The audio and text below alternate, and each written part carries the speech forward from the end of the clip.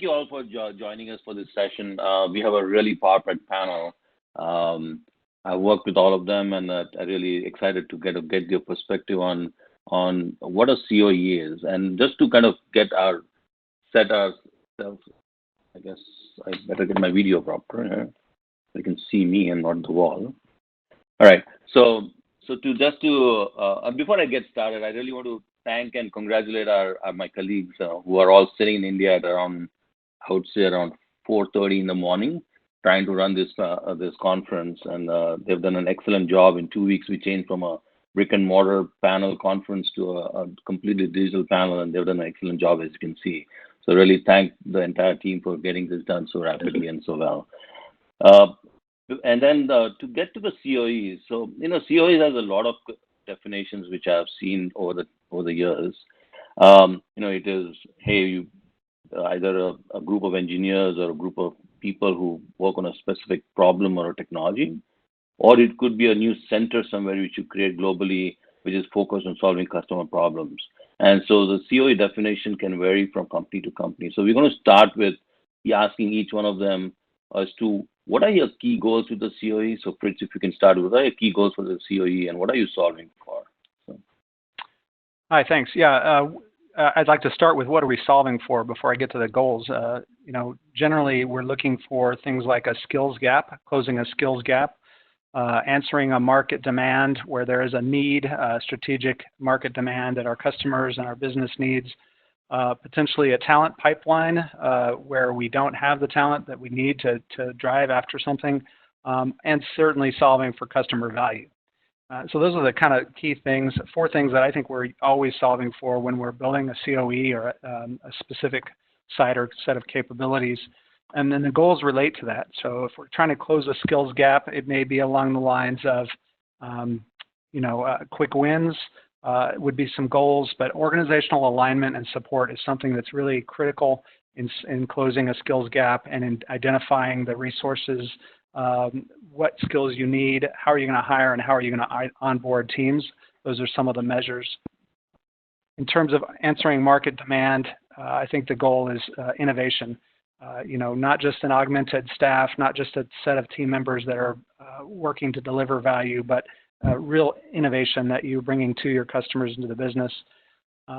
In the talent pipeline area, goals need to be around having a warm bench, having rapid knowledge transfer so that you can bring new people on board, and true ownership of that capabilities for innovation.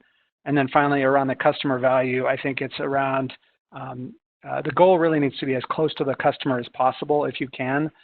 You want to design for full ownership and cross-functional ownership, and you can only do that if you're close and if you've built a system that's close to the customer.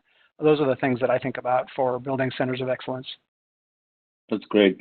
That's really perfect. Thanks, Fritz. So Vijay, what are you? I know Intuit has expanded from a few centers about 10, 15 years ago to around 16 centers now. So what are your goals with the COEs, and what are you trying to solve for? So right into it. Yeah, I would say they're quite aligned with what Fritz just talked about. For us, I think the bottom line is, this is a talent game. We have to be able to attract the world's best talent in order to be able to deliver great solutions for customers and grow the business. And so that is our prime. That's the prime thing we're trying to solve for. It is also aligned with skills. This is the skills that we need for the future, and to be able to anticipate and grow those capabilities within the company. What we do is try to align for where are we able to attract a great talent with the skills we need for the future. But it goes beyond that. In terms of our objectives, we want to make sure that we create then an environment where that talent can come together and do the best work of their lives. And that's where the emphasis around how do we make sure that we have teams that have access to customers, engineers that can be customer obsessed and be able to take on problems and be able to solve them, innovate for customers, and be empowered to be able to do that. So we believe in things like making sure that teams are self-sufficient and autonomous so that they can actually move at speed, make decisions, and rapidly test in the hands of customers. That's core to our innovation and design for delight philosophy. And we practice that across our locations.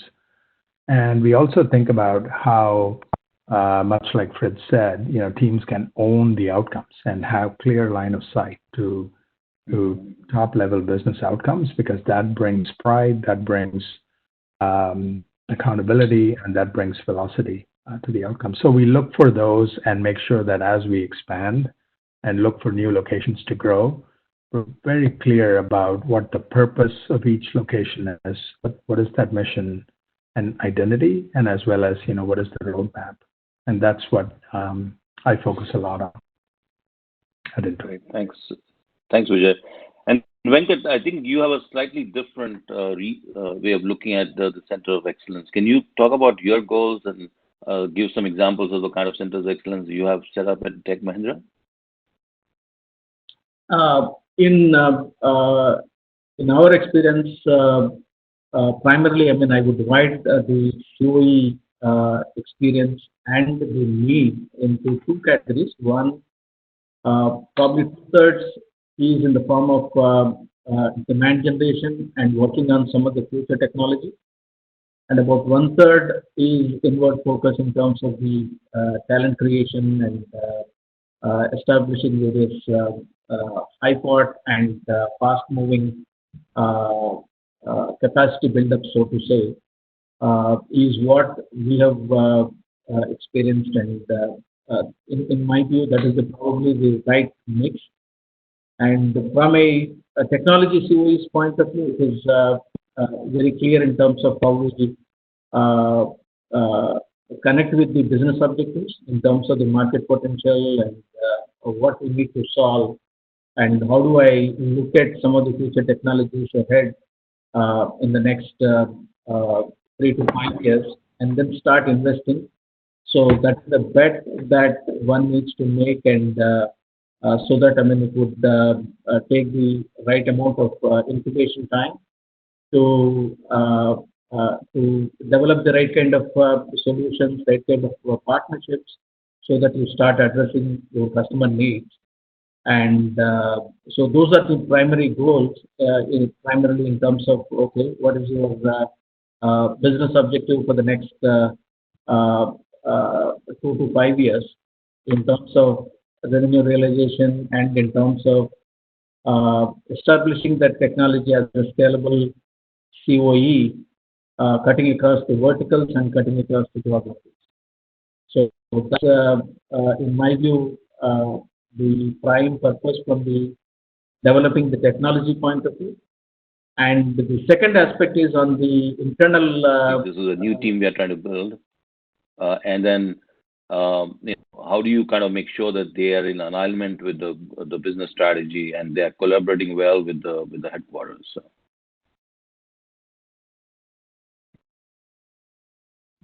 Fritz, can you hear me?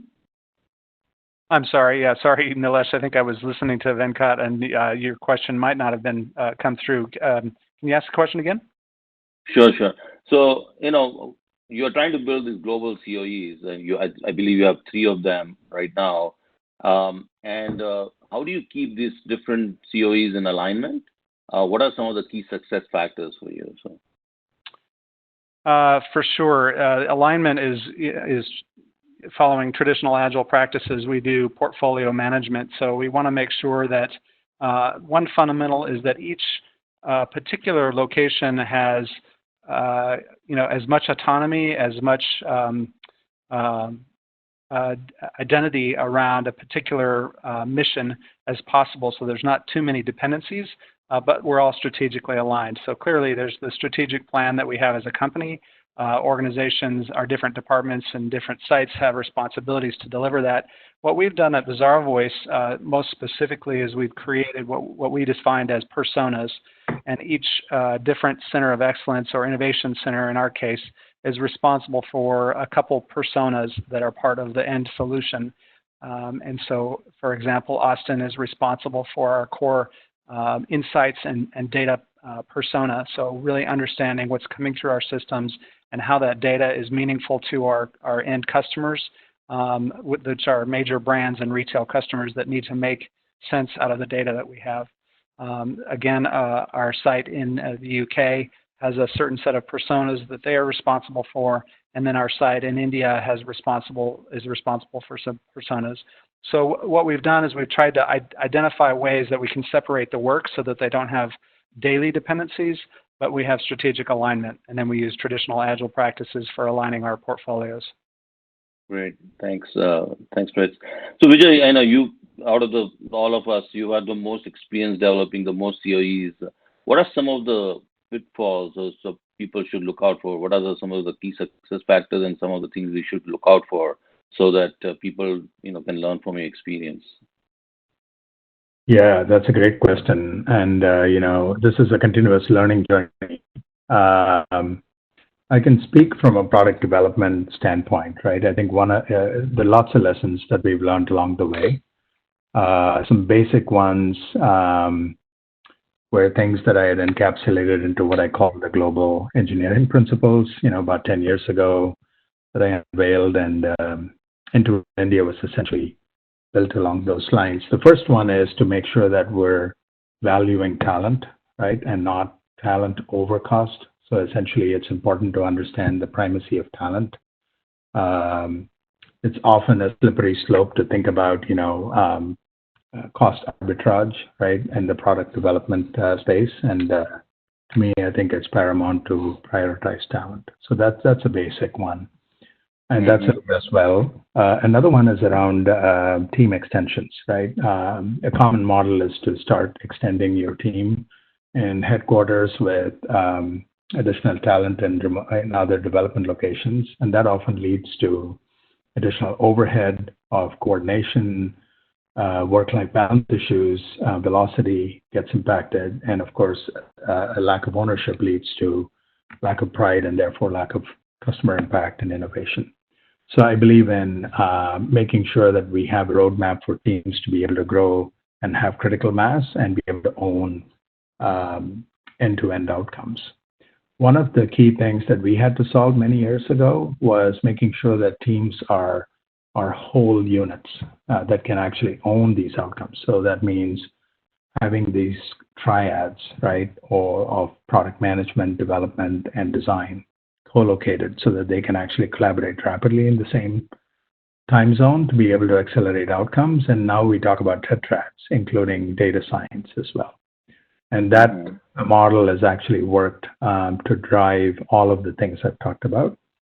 And the final gotcha is around making sure that, we think through organizational models, right, effectively. So one of the things we've worked hard to build is local leadership so that there's clear and established career paths, local mentors, and the ability to actually then own significant business outcomes. So today, if you think about our presence in India, which has grown, from the foundations you built, Nilesh, to over 1,100 today, I have three VPs that own significant portions of the business. 40% of our revenue outcomes are driven from our India center today, leading 1,100 engineers, data scientists, product managers, and so on.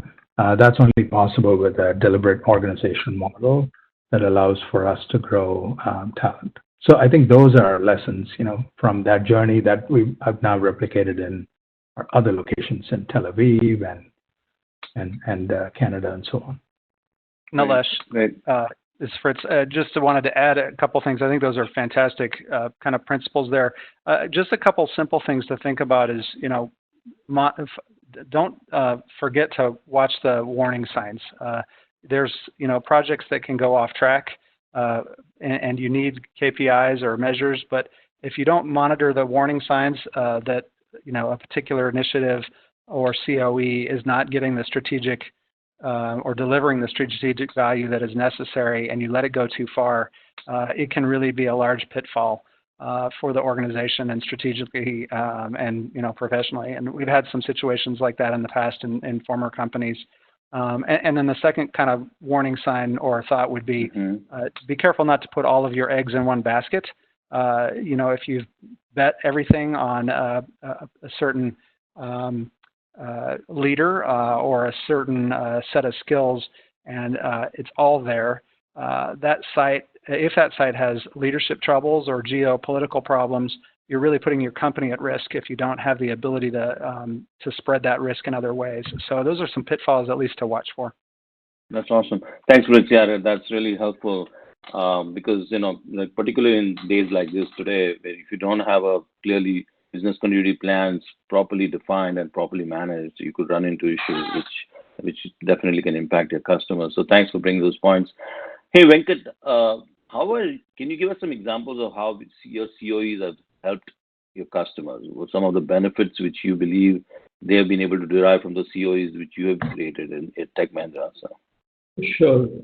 So as I mentioned, the technology COEs are with the clear objective of how do we take it forward in meeting the next generation goals and needs of our customers. And some of them, what we have established, I can rail out, like, for example, Factory of Future, which is nothing but the Industry 4.0, and the 5G enabled enterprise solutions, right?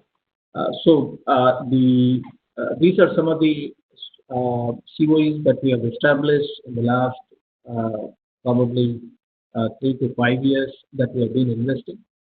And here I need to add some of the challenges and some of the ways that we have been able to impact the customers. One, in terms of the lessons learned, is how do you make sure that you have the right kind of focus in bringing out your the proof of concept to the market as quickly as possible, so that we can check the viability of the technology. Because sometimes, on paper, it looks pretty good, but once you try to bring it up and really put in front of the customer, it may not be a compelling solution that they are looking at. Maybe you need to do more. So the quicker you bring it up in front of the customers and probably even pay, and it gives an opportunity to go back and to rework and to come back strong with the customers. And the second is, how do you work with the customers and then create one or two anchor customers in leveraging your solutions and make sure that you are successful with them, so that you will check the viability, the scale with which we can take this technology COE forward.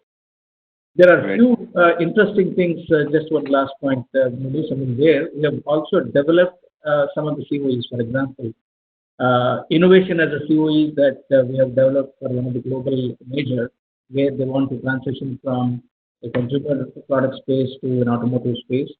The output of that is create a 10 to 15 filed patents, so that they can take it forward, that entire framework, methodology, and then leverage it for their own future growth. Okay. Thanks, Venkat. That's really helpful. So, this is a kind of the working with partners. And actually, my question follow-up to that to Vijay is, how have you used the local ecosystem to strengthen your COEs? Any examples, like working with partners, working with universities, government bodies? What have you done, some of the things which can help you even get the benefit out of the COE even more than what you could just get from just the talent which you have there?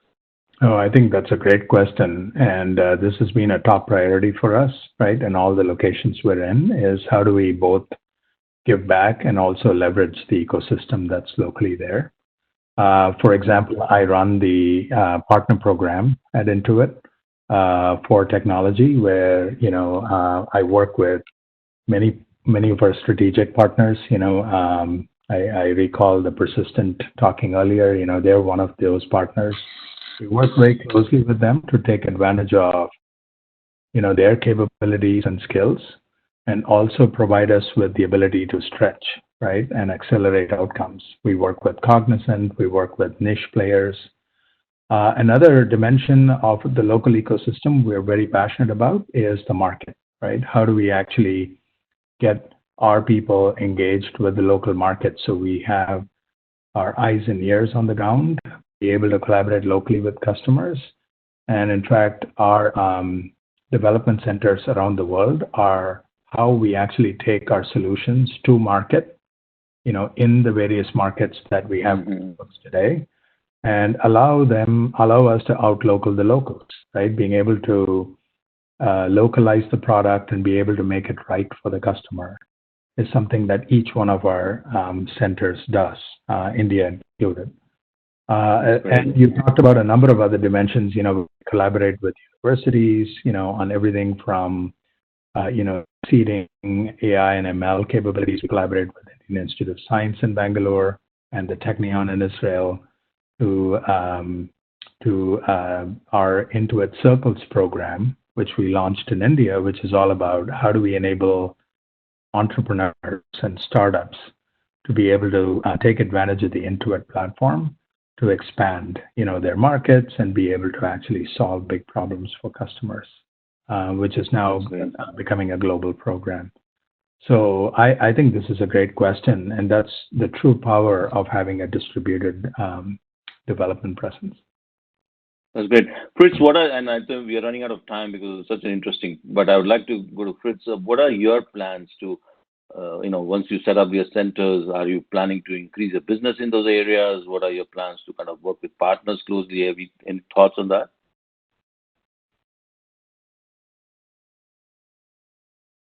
Fritz, can you hear us? Can't hear you, Fritz. How about now? Can you hear me? Okay, yeah, that's better. Sorry about that. Yeah, absolutely. From a local standpoint, I think even for small companies, there's a huge opportunity to leverage local government grants that are interested in building up, talent and technology companies. We've leveraged that at Bazaarvoice and my prior companies. University and research grants are really key, that are game changers for smaller companies where they can tap into talent pools that are doing advanced research. My former company did that with a computer vision center, and we spent a good amount of time and came out with some really key capabilities. So for Bazaarvoice, we want to make sure that we're building our hands into the universities and into the local government entities to make sure that we're taking advantage of what's available to help grow business and grow, an ecosystem of talent. Whether we have an ability to sell in that local ecosystem is always going to be a challenge, depending on what products any particular company would be looking at. For Bazaarvoice specifically, we are really selling much in the U.S. and in Europe, and have started in Asia, in Japan.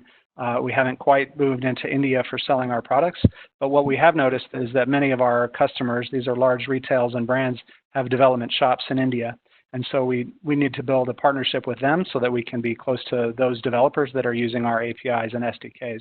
So there's a lot of opportunities to collaborate together on that.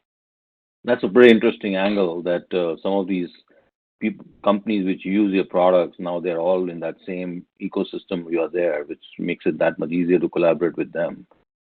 So that's a pretty interesting point.